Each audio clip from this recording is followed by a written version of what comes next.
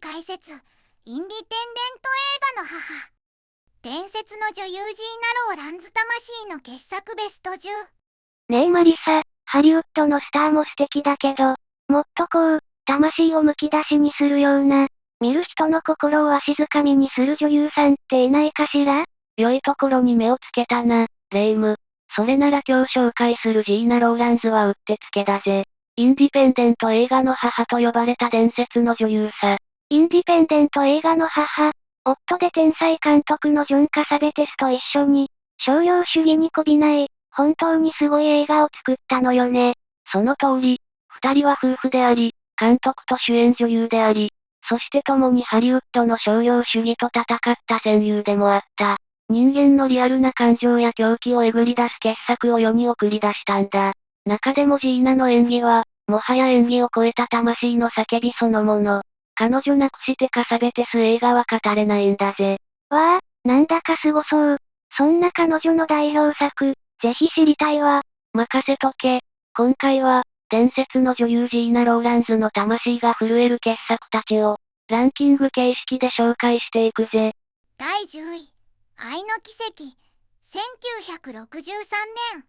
さて、記念すべき第10位は、1963年の映画、愛の奇跡だぜ。これはジーナの夫、ジョン・カサベテスが監督した初期の作品なんだ。夫婦の作品がいきなりランクインね。でも、キャストのところを見ると、主演はバート・ランカスターとジュディ・ガーランドって書いてあるわ。ジーナが主役じゃないの？その通り、この映画でジーナは助演、知的障害を持つ少年ルービンの母親ソフィー役を演じている。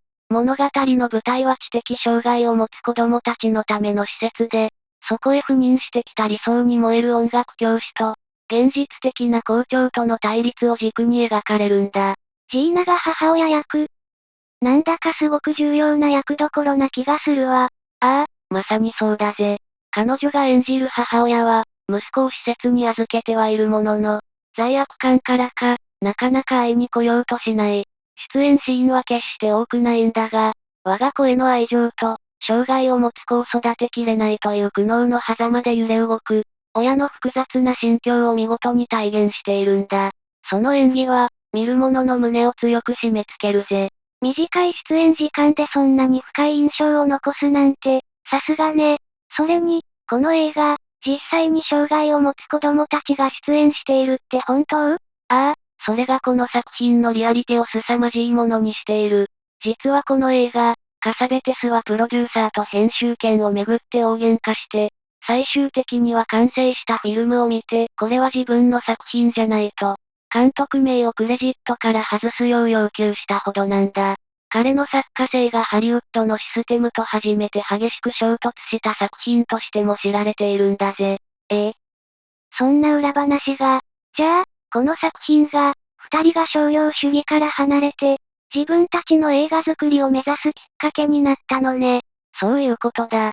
だからこそ、ジーナ・ローランズのキャリアを語る上で、この助演での強烈な存在感と、作品の背景は絶対に外せない。伝説の始まりを告げる一本なのさ。第9位、ミニー&モスコウィッツ、1971年。続いて第9位は、1971年のミニー&モスコウィッツだ。これはカサベテス作品の中では珍しい、異色のラブコメディなんだぜ。ラブコメディ？あの魂をえぐるような映画を作るカサベテス監督が？ちょっと意外だわ。ジーナはどんな役なの？彼女が演じるのは、愛に恵まれず孤独を抱える美術館学芸員のミニー。一方、相手役はカサベテス組の常連シーモア・カッセルが演じる、長髪でヒッピーな駐車場係のモスコイッツだ。まさに水と油、正反対の二人が最悪の出会いを経て恋に落ちる物語さ。知的出来ぐらいの高そうな女性と、破天荒な男性の恋。なんだか王道だけど、カサベテス監督が撮ると一筋縄ではいかなそうね。その通りだぜ。ミニーは映画は妖精のお話よなんていうロマンチストなんだけど、モスコウィッツはそんなのお構いなしに超強引にアプローチする。ジーナはこれまでの狂気を秘めた役とは打って変わって、彼の猛アタックに戸惑い、激しく抵抗しながらも、次第に惹かれていく女性の繊細な心を、見事に、そしてコミカルに演じているんだ。わあ、そんなキュートなジーナも見てみたいわ。それにしても、なんだか登場人物たちのやりとりがすごくリアルに聞こえるわね。良いところに気づいたな。実はこの映画、ミニーの母親役をジーナ本人の実母が、モスコウィッツの母親役をカサベテス監督の実母が演じているんだ。このキャスティングが、映画に独特のユーモアとリアリティを与えているんだぜ。ちなみに、ミニーの不倫相手役でカサベテス本人もこっそり出演している。家族総出じゃない。それは面白いわね。だろ？激しい魂のぶつかり合いを描くイメージが強いカサベテスとジーナだけど、常軌を逸した狂気と純粋な愛が同居する。こんなにもチャーミングで心温まる傑作も生み出している。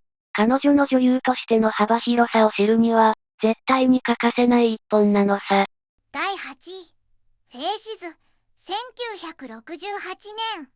第8位は、1968年のフェイシズだ。これはもう、インディペンデント映画の金字塔と言える、とんでもない一本だぜ。金字塔、すごい響きね。どうしてそんなに特別な作品なの？カサベテスがハリウッドの商業主義に完全に嫌気がさしてな。自分の家を抵当に入れて資金を作り、3年もの歳月をかけて、自宅で撮影したんだ。まさに彼の魂そのものみたいな映画さ。自分の家で。すごい執念ね。そんな魂の映画で、ジーナはどんな役を演じたの？彼女が演じたのは、高級娼婦のジーニーだ。物語の中心は、関係が破綻した中流階級の夫婦。その夫が心の隙間を埋めるために、彼女の元を訪れるんだ。またしても複雑で切ない役どころね。きっと、ただ華やかなだけじゃないんでしょう？その通りだぜ。彼女の演技は圧巻の一言だ。寂しさを抱える中年男性たちをプロとして明るくもてなしながらも、ふとした瞬間に、自分自身のどうしようもない孤独や悲しみを覗かせる。ランチ気騒ぎの中で見せる、笑顔の裏の涙の演技は、見る者の心をえぐるんだぜ。うわぁ。想像しただけで鳥肌が立つわ。そんなすごい映画、当時の評価はどうだったの？インディペンデント映画としては異例の大成功を収めたんだ。ベネツィア国際映画祭で主演男優賞を獲得し、アカデミー賞でも脚本賞、助演男優賞、助演女優賞の3部門にノミネートされた。この成功が、後のイージーライダーに代表されるアメリカンニューシネマの大きなうねりを生む、まさに先駆けとなったんだ。インディペンデント映画の可能性を世界に示した、歴史的な一本なのさ。すごい、商業主義に屈しないで作った映画が、本場ハリウッドでも認められたのね。ああ、主演ではないが、ジーナがこの作品に刻んだ強烈な存在感は、彼女がただ監督の妻であるだけでなく、カサベテスと共に戦う同志だったことの何よりの証明なんだ。映画史を変えた一本と言っても過言じゃないぜ。第7位、君に読む物語、2004年。さて、第7位は少し思考を変えて、2004年の大ヒット作、君に読む物語だ。世界中が涙したラブストーリーの傑作だぜ。まあ、この映画は知ってるわ。すごく有名よね。でも、カサベテス監督の作品ではないし、ジーナのイメージとは少し違う気がするけど。いい質問だぜ、レイム。実はこの映画の監督は、ジーナとジョン・カサベテスの実の息子、ニック・カサベテスなんだ。つまり、これは母と息子による作品なのさ。そうなの。それは知らなかったわ。じゃあジーナはどんな役で？彼女が演じたのは、物語の現代パートの主人公、認知症を患って過去の記憶を失ってしまった老婦人アリーだ。療養施設で一人の男性が読み聞かせる若き日の恋物語。それが、実は自分自身の物語だったと気づいていく。非常に切ない役どころだぜ。思い出しただけで泣けてきちゃう。若き日の情熱的なアリーを演じたレイチェル・マクアダムスも素晴らしかったけど、ジーナの演技が、この映画にものすごい深みを与えていたわ。ああ、記憶を失っていく混乱や悲しみ、そして、物語を聞いて時折記憶を取り戻す瞬間の、あの喜びと切なさが入り混じった表情。あれはまさに伝説の名演だ。彼女の演技があったからこそ、この物語はただの恋愛映画じゃない。魂を揺さぶる感動作になったんだぜ。本当にそう思うわ。夫とのインディペンデント映画で見せた激しい演技とは全く違う。静かなのに心をわしづかみにされる演技だった。その通りだ。この作品で初めてジーナ・ローランズという女優を知った若い世代も多いはずだ。たとえ激しい情熱的な役柄でなくとも、彼女が表現する静かな定年や一瞬の輝きが、見る者の心に深く刻み込まれる。まさにどんなジャンルの映画でも、忘れられない爪痕を残す本物の表現者だということを、改めて世界に証明した一本なのさ。第6位、私の中のもう一人の私、1988年。第6位は、1988年の私の中のもう一人の私。これはなんと、ウディアレンが監督した作品だぜ。ウディアレン、カサベテス監督とは全然タイプが違うじゃない。ジーナはどんな役を演じたの？彼女が演じたのは、感情を全く表に出さない、知的で冷静な50歳の哲学教授マリオンだ。これまで紹介してきた、感情を爆発させる役柄とはまさに180度違う、非常に抑制的なキャラクターなんだぜ。正反対の役ね。なんだか想像がつかないわ。どんなお話なの？マリオンが執筆のために借りた部屋が、偶然にも隣の精神分析医のオフィスと通気口で繋がっていてな。そこから聞こえてくる、ある女性患者の赤裸々な魂の告白を聞いてしまう、というユニークな設定なんだ。壁の向こうから、他人の心の叫びが聞こえてくるなんて、ミステリアスな始まりね。ああ、その患者の苦悩や絶望に満ちた言葉が、マリオン自身の心に突き刺さる。そして、自分が築き上げてきた完璧だと思っていた人生が、実は感情を押し殺しただけの空っぽなものだったんじゃないかと気づかされ、自身の過去と向き合い始めるんだ。静かだが、とてつもなく深い心理ドラマだぜ。なるほど。カサベテス映画が外に爆発する感情を描くなら、これは内に向かっていく静かな心の動きを描いているのね。まさにその通りだ。ジーナは、内面の激しい動揺や、人生に入っていく亀裂を、決して大げさな演技ではなく、繊細な表情や佇まいだけで完璧に表現している。カサベテストの映画とは違うアプローチで、彼女がいかに偉大な女優であるかを証明した、キャリアの中でも特に重要な一本なんだ。すごいわ。どんな監督と組んでも、その世界観の中で最高の演技を見せるのね。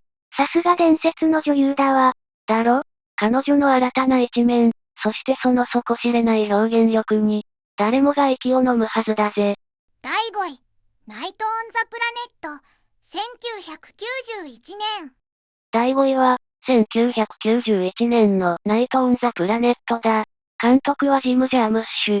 カサベテスと並び称される、もう一人のインディペンデント映画界の巨匠だぜ。ジム・ジャームッシュ。おしゃれで独特な雰囲気の映画を作る監督よね。ジーナが彼の映画に出てるなんて、最高の組み合わせじゃない。だろ？この映画は、ロサンゼルス、ニューヨーク、パリ、ローマ、ヘルシンキの5つの都市を舞台に、同じ夜にタクシーの中で繰り広げられる人間模様を描いたオムニバス作品なんだ。ジーナが登場するのは、そのトップバッター、ロサンゼルス編さ。わあ、素敵。ジーナはどんな役なの？タクシーの運転手？いや、彼女が演じたのは乗客の方だ。ハリウッドでバリバリ働く、敏腕キャスティングディレクターのビクトリア。そして、彼女を乗せるのが、当時若手スターとして大人気だったウィノナ・ライダー演じる、タバコプカプカの奔放な女性運転手コーキーなんだぜ。ジーナ・ローランズとウィノナ・ライダーが二人きりのタクシーで、なんて豪華なの。そうなんだよ。最初は業界人らしく、ちょっと上から目線でコーキーを見ていたビクトリアが、彼女の飾らない剥き出しの魅力に惹かれて、女優にならないかとスカウトする。だけど、コーキーは整備工になる夢があるからって、あっさり断っちまうんだ。このやりとりが、おかしくも切なくて最高なんだぜ。目に浮かぶようだわ。華やかな世界のプロフェッショナルと、地に足のついた夢を持つ若者。対照的だけど、どこか通じ合うものがあるのね。その通り、ジーナの円熟味を増した、どこか物憂げで人間味あふれる演技と、若きウィノナライダーの弾けるような生命力のぶつかり合いは、まさに奇跡的な化学反応を起こしている。たった十数分のエピソードだけど、見終わった後、忘れられない余韻を残す傑作だぜ。第4位、ラブストリームス、1984年。いよいよ第4位、1984年のラブストリームスだ。これはもう、カサベテスとジーナの集大成とも言える、後期の最高傑作だぜ。集大成、なんだかものすごい気迫を感じるわね。どんなところがすごいの？まず、この映画で二人は兄弟を演じているんだ。弟役をカサベテス本人が、そして姉のサラ役をジーナがな。実の夫婦が、究極とも言える痛々しくも美しい師弟の愛を演じたんだぜ。実の夫婦で兄弟役を、それは演技を超えた何かが見られそうね。ジーナの役は、やっぱり難しい役だったのかしら？ああ、まさに集大成というにふさわしい難役だ。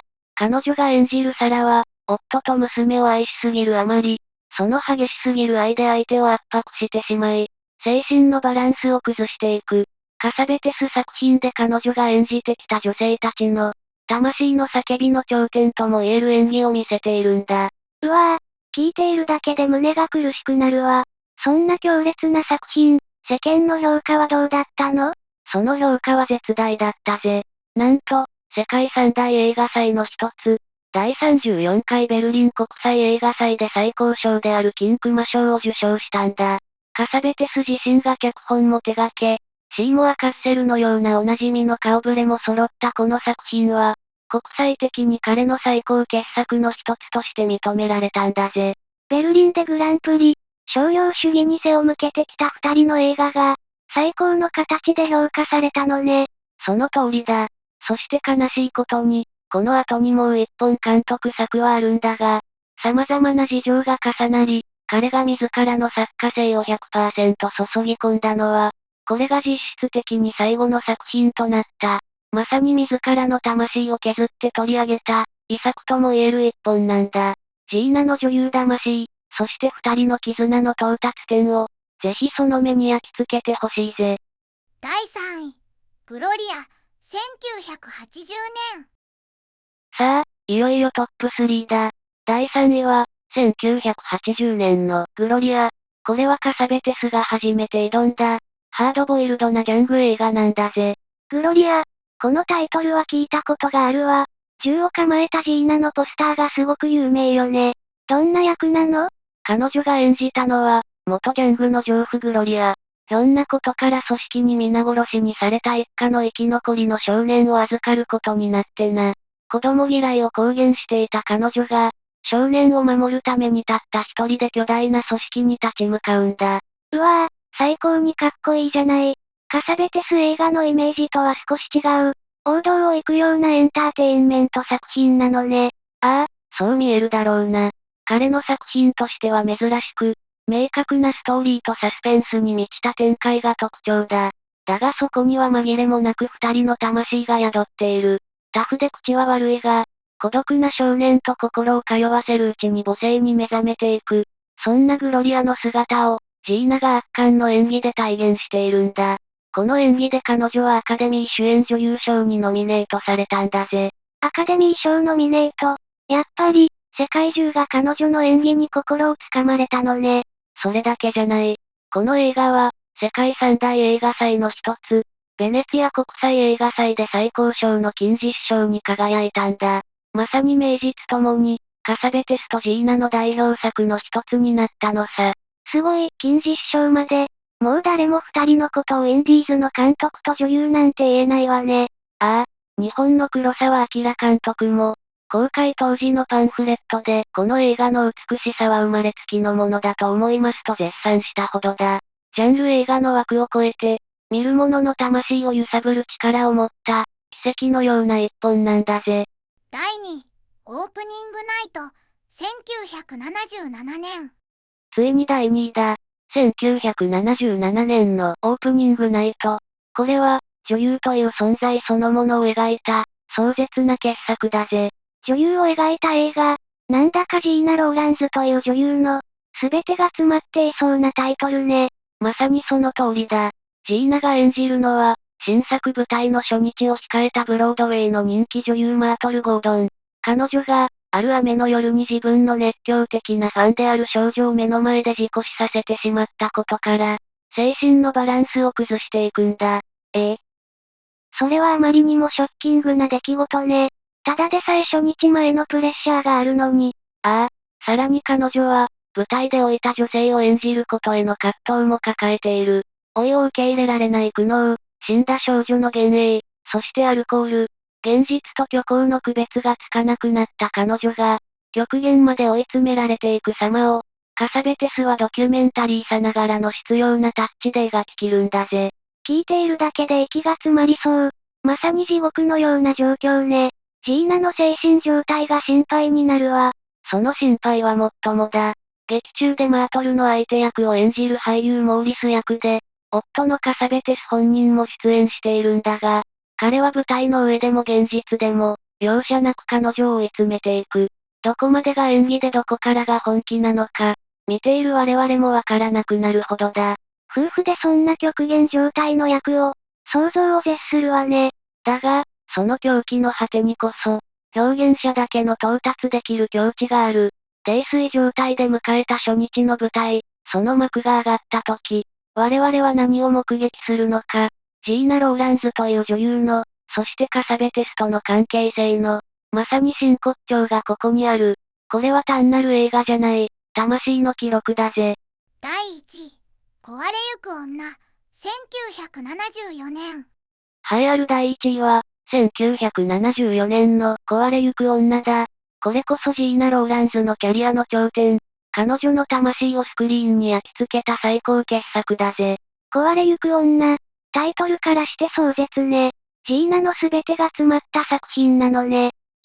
これはもともと、カサベテスが妻であるジーナのために舞台劇として書き下ろした、まさに彼女のための物語なんだ。